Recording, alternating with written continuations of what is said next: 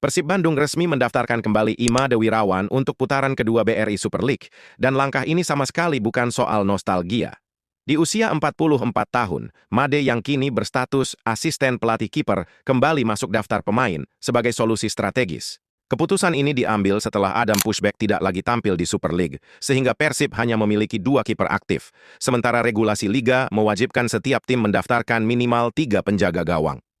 Dengan slot pemain asing yang sudah penuh dan kebutuhan yang tak bisa menunggu, Abah Bojan memilih opsi paling rasional. Made Wirawan dinilai masih memiliki kapasitas untuk mengisi peran darurat jika situasi menuntut. Meski sudah lama tidak tampil di kompetisi resmi, Abah Bojan percaya pengalaman dan kualitas sang legenda tetap relevan. Harapannya tetap satu, seluruh kiper utama Persib mampu menjaga kebugaran hingga akhir musim. Langkah ini menegaskan satu hal. Persib di bawah arahan Abah Bojan bergerak dengan perhitungan matang, bukan karena romantisme masa lalu, melainkan demi kesiapan menghadapi segala kemungkinan.